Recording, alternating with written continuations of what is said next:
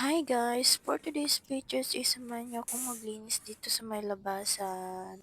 Una ko ngang kinuha is yung mga bote, yung pinag-inuman nila kagabi. Yung pagkatapos nga aran sa mga bote ay kumuha na naman ako ng sak. Lagyan ng mga basura. Pagkatapos nga ayan is nagwawalis-walis na rin ako. Ano pa kasi yung asawa ko magyuyusi, andyan lang tinatapos. Tapos ko nga rin dyan sa harapan, dyan naman sa may looban ng bahay. Ito yung pagkatapos ko nga dyan sa harapan, ay naman lumabas naman ako para itatapon yung mga basura na maliliit. Pagkatapos ngayon, ina-arrange ko nga ulit yung mga bote.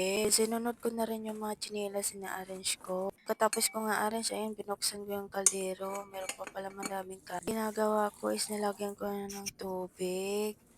Bale, kulob din ako na, hoy, gikulog. Bale, pinapaikot lang pala yan. Hoy, pinapaikot. Parang ikaw pinapaikot. So, pinaikot niyan guys. Ayun na naman, nilagay ko naman sa may apoy.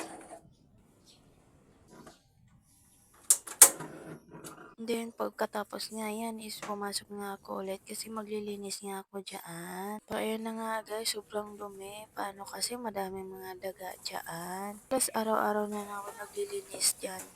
Kasi madami yung mga daga. Lagi may tai o ano. Minsan nga lang nainis ako kasi parati may mga tai. Guys, tapos na nga dyan sa may banggera. So, ayun naman, sinunod ko naman yung pagwawalis ko. Habang tulog pa ang aking anak is gagawin ko na yung gawain ng bahay. Para mamaya pagising ng anak ko is pakainin ko na lang siya at paliguin. Lang naman guys yung aking vlog ngayon. Bye!